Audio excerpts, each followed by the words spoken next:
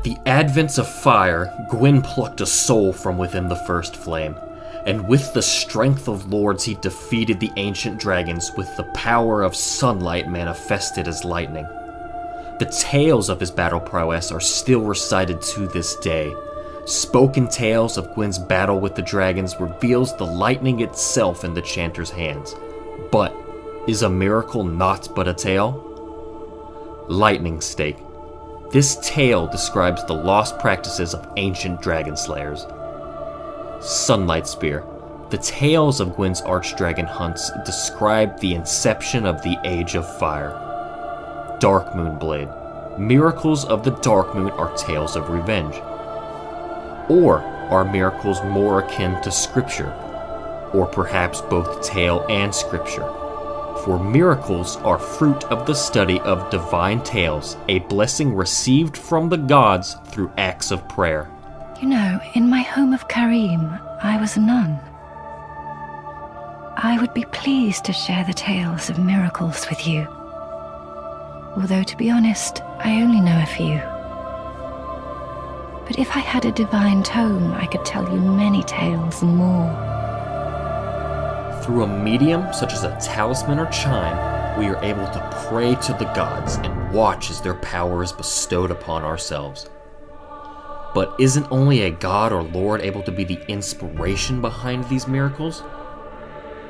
We know that Havel himself wrote his own scripture that would become the bedrock of the magic barrier miracle. Alas, he was a bishop in the Way of White, the very church dedicated to worshipping Lord Gwyn.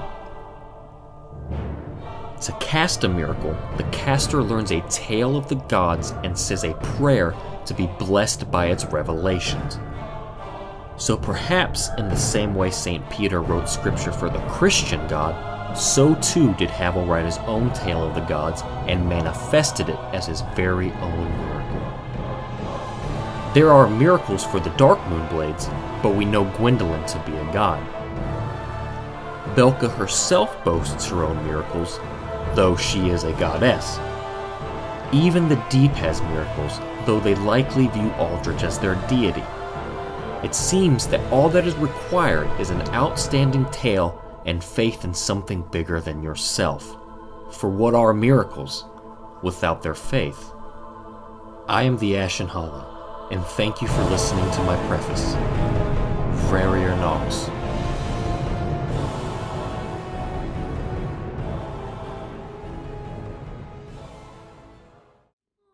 I hope you enjoyed the intro in the beginning. Although most of my channel is about weapons and strategy and techniques, I still admire and love the lore in Dark Souls, and without it I wouldn't like it as much. The Ashen Hollow is an awesome Dark Souls lore uploader, and I definitely recommend you go check out his channel. His take on the lore is absolutely amazing, so make sure to go subscribe to him and show him some love. The intro was done from A to Z by Pokeshine. He helped me out a ton when I first started my channel, and he's a very active and prominent member of the community. Please show him some love too and subscribe to his channel. He's an awesome uploader and deserves much more recognition. There will be links to his channel and Ashen Hollow's channel down in the description. Now let's look at the favorite magic of the gods, miracles. Either be power for good or power for evil, the intention of this video is to imitate the gods in Dark Souls and even surpass them. Mortals say that miracles are weak and the other schools of magic are more powerful. Now of course we know mortals are in general obedient and tribalistic as we see in our real world, and that's exactly what the gods want in Dark Souls. So let me show you how to unleash the fury of miracles onto Lothric. Let's begin. First things first, let's discuss the items and stats you will need to become more powerful as a miracle user, and then at the end look at all the different builds you can do with miracles in the game. Miracle damage and efficiency is determined by the Faith stat. The optimum level range is between 50 and 60, and in this video we are going full Faith build, so I will discuss this in the context of a full Faith build. The best starting class for a Faith build is the Cleric, since it has the highest Faith at the start with 16 Faith. But I don't recommend to pick the Cleric. Instead, go with the Pyromancer class since it has 14 Faith but also has 14 in Intelligence, which we will be needing for our setup and also to add more variety to our build. Most of the good miracles in the game are found in mid to late game, so you'll have a particularly tough time as a cleric in the beginning of the game, and that's why I recommend you go melee by infusing a weapon with Ro at the beginning, as Thora's greatsword is a good choice to go with early on. Now let's talk about chimes and talismans. These are the tools that cast miracles. Talismans were in Dark Souls 1 and chimes were in Dark Souls 2, and they decided to feature them both in Dark Souls 3. The difference between them are the weapon arts, and in general, chimes do a tad bit more damage than the talismans, but that doesn't make them better in any way. In fact, talismans are much more practical and better in general. So the weapon art for the chimes are a self-regen buff. It slowly regenerates your HP as long as it stays in either of your hands. The weapon art for talismans is a special one, and in fact, this is definitely one of the best weapon arts in the game, no doubt. And if miracles had more variety and spells, it becomes the most powerful school of magic. But the only thing putting it down at the moment is the lack of variety. So the weapon art basically gives you an immense amount of poise while casting, which basically means you can keep casting even if you get hit, which is awesome, and that means you can trade with an ultra great sword user with ease. This luxury cannot be found in other schools of magic. So when you're a sorcerer, for example, you have to make sure that you can complete a cast before you get hit, but the talismans? That's not the case. You can screw up and yet still inflict massive damage onto your opponent. The best talisman in terms of damage when you have anywhere between 50 and 60 faith is Saint's Talisman. But you know, this is Dark Souls, and having the best damage doesn't mean shit, and it doesn't mean it's the best. The poise you are giving during the weapon art is not actually equal between the talismans, and the Saint Talisman has the lowest poise by far, making it not ideal for the weapon art as you can get staggered out of it easily. The highest poise weapon art comes from the Sunlight Talisman. Its poise is so immense that you can literally tank multiple hits from heavy weapons and still not get staggered, but this still doesn't make it the best since it has considerably lower damage than the Saint's Talisman. So what is the best talisman, you ask? The answer is the Canvas Talisman. You can still tank many hits, and at the same time its damage is just barely lower than the Saint's Talisman. So you can get the best of both worlds. You can cast and trade hits like a boss and at the same time inflict high damage. When it comes to the best chime, it's Yorshka's chime. In general, I would have the Canvas Talisman on my left hand, so I can use it in short range combat so I can have the poise and not get staggered if I get hit. And I will use the Yorshka's chime on my right hand for long range engagements, since I won't be needing the weapon art since I'm casting from a safe range. And don't forget that the weapon art uses up extra focus points, so you want to be as conservative as possible. If you are using weapon buffs or body buffs, then I will have Yorshka's chime on my left hand. Now let's move to the rings that you need for this setup. The first ring you need is Morn's ring. It can be found in the Road of Sacrifices, so it can be found very early in game, which is a good thing. It increases your miracle damage by 12%. Although the damage increase is not significant, it's still very good, especially when you stack it with our next ring, and that ring is Ring of the Sun's Firstborn. This ring used to be in Dark Souls 1, and its lore implications were and are still very big. Its description merely talks about the sun's firstborn and how he was the god of war, but his foolishness in siding with the dragons costed him his banishment from the city of the gods, Orlando. This ring increases miracle damage by 20%, which is a significant increase, especially when you stack it with Morn's ring. Another very important ring is Sage's ring. It decreases your cast speed, and in general, the miracles are slow to cast, so if you don't have any dexterity in your build, I strongly recommend you use this ring, as casting faster is always better. Always. Miracles takes up a lot of attunement slots, so the Dark Moon ring is also a perfect ring for this build. It gives you 2 extra slots for your spells. Having more spells gives you more diversity, especially when you want to incorporate some pyromancies with this build. Now let's talk about the most important spells, the bread and butter of any faith build. The first spells we will be looking at are the Lightning Spear, Great Lightning Spear, and Sunlight Spear. Of course, Sunlight Spear is the best, but as you progress through the game, you should upgrade as needed. You find the Lightning Spear in Farron Keep, which is early in the game. You find Great Lightning Spear in Lothric Castle, so you can find it almost halfway through the game. And finally, you find the Sunlight Spear after killing the final boss and offering his soul to Ludlith in Firelink Shrine. These spells concentrate on long-range combat, especially the Sunlight Spear. Its damage obliterates PvE enemies with ease, and since you're doing all this from the luxury of range, you will find yourself hurling lightning spears with little retaliation. The only problem with the Sunlight Spear is that it uses up a lot of focus points, so having Ashen Estus Flask is almost a must if you're planning to use it a lot. The Sunlight Spear was cast by Gwyn, the Lord of Cinder, to defeat the dragons as they were weak to lightning. This speaks volumes how powerful this spell is portrayed in the game. When it comes to PvP, this spell can be dismissed quickly. I actually thought it's useless at first, but oh boy, I was wrong. Now most think this because it's very easy to dodge the Sunlight Spear, as it's very telegraphed and it's not the fastest thing in general, but remember the poise weapon art we were talking about before? The plan is to actually trade with people while using this. Since it's faster than Lightning Stake, it is the best option for trading. You can trade with an ultra greatsword user and you will still win the trade due to the ridiculous damage you can inflict with this. There are other ways to hit people successfully with this spell, but we will talk about it in a bit. The second spell we will be looking at is the Lightning Stake. It can be found in Smoldering Lake after defeating the Karthus Sandworm. I really like the description of this spell. It says, "This tale describes the lost practices of ancient dragon slayers who found that in order to pierce dragon's scale, lightning should not be hurled as a bolt, but rather be thrust as a stake directly into the dragon's hide to be truly effective." Pretty cool if you ask me, but our purpose of using this spell is to pierce a new asshole into other players who get thrusted by this spell. This spell is one of the most important miracles for this build, especially for PvP.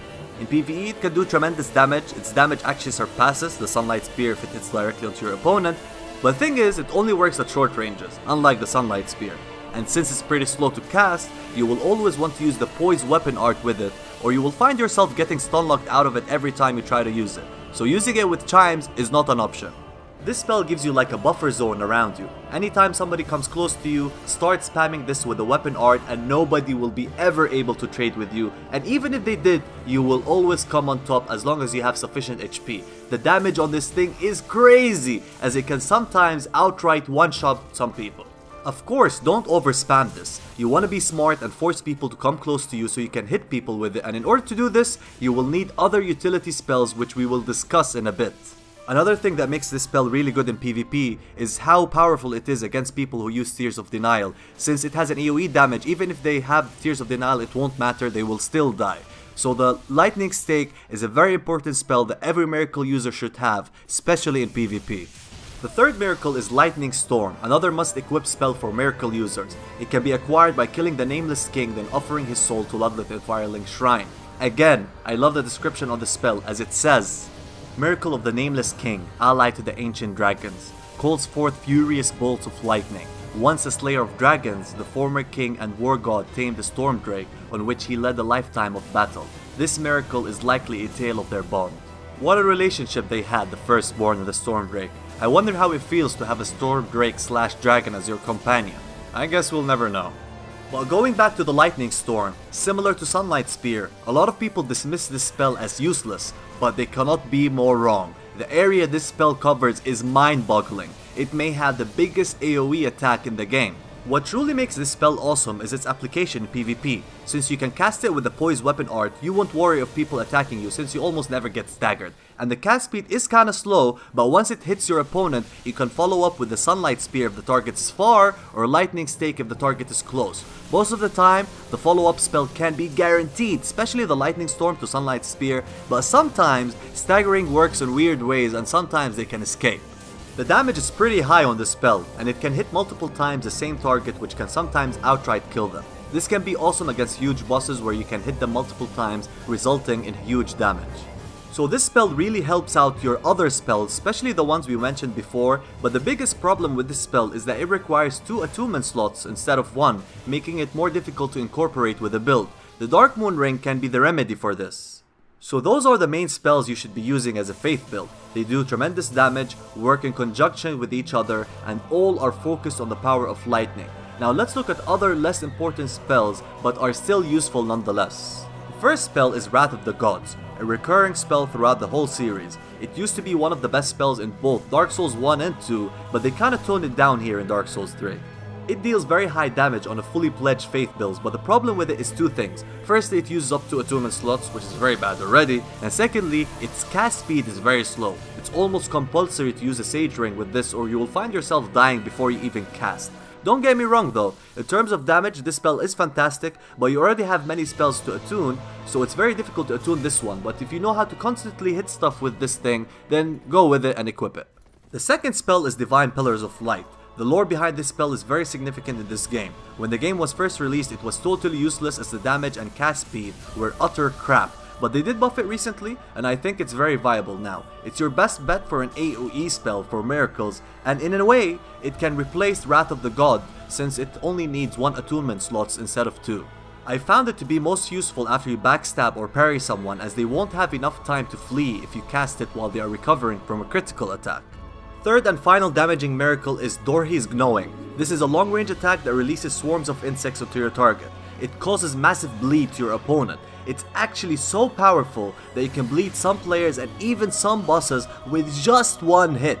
If you are using a bleed weapon with the Faith build, this spell can be very useful, and it's a great way to integrate Faith builds with bleed builds. Now before I show you the different Faith builds, let me just give you my honest opinion on Faith builds in general. In PvP, they can be dangerous when you use the spells I mentioned before, but due to the large amount of requirements for different spells and the lack of variety with the damaging spells, it's very difficult to optimize on a 120 meta level build. You have to be really familiar with the game to find success with it in PvP. But the thing is, Faith builds have the best support spells by far. You have Sacred Oath and Deep Protection for increased damage and defense for you and other White Phantoms. You have the Lightning, Moonlight and Dark Blade buffs, which are arguably the best weapon buffs in the game. You also have Tears of Denial, which makes the game much easier, and it basically gives you an extra life in case you die. Moreover, you have like 6 different healing spells that can really help you in PvE, and you also have Great Magic Burial, which basically shuts down any magic damage you receive. The point I'm trying to make is that Faith builds excel in PvE and can make the game much easier. You can think of it as a support class. The thing I'm hoping for is to have new damaging miracles in the DLC, and if that is the case, Faith builds might go from being average in terms of damage dealing to being the best spell casting build. Why I say that? I say that because of the poise weapon art on the talismans, which takes casting to the next level, especially in PvP. The best way to go about this build in PvP is to have some pyromancies, so having a bit more intelligence will help a lot. With 60 faith and 30 intelligence, you almost get the best damage out of your pyromancies. You need pyromancies because they have spells that can force your opponents into rolling like a monkey, which is a good thing since you want to try your best to put your opponent in a bad position so you can hit them with your miracles. The best spell for that is the Black Serpent. Keep using it so you can force people into coming close to you and then unleash your miracles on them. Another plus you get from this is that you can actually use a miracle with a poise weapon art and then straight away use a pyro spell, and you will still have the poise buff from the talisman, thus you cannot be staggered. Weapon art with lightning stake or sunlight spear into sacred flame works wonders, for example. So now let me show you the different faith builds you can do in this game. The first build is a pure faith build. The point of it is to have the highest damage possible with your miracles. It mostly works for PvE, but you can also use it for PvP if you mastered miracle casting. The second build is a support build, and it's best when you are co-oping. It uses different buffs to increase your defenses and damage. It has some damage spells just in case. The third build is a weapon buff build. This build primarily focuses on weapon buffs with dexterity weapons. This makes you very dangerous in melee style combat. The fourth and final build is the PvP build. This is a competitive PvP build. It has pyromancies and miracles to maximize chances of inflicting high damage on your opponent.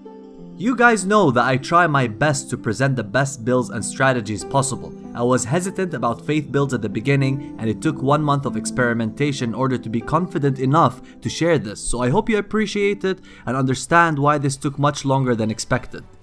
I have already done a guide for pyromancies and sorceries before, so please make sure to check them out, and if you enjoyed the video or learned anything new, please don't forget to like and subscribe, as this helps out a ton. So that's all for the video. Thanks for watching, everyone. Farewell.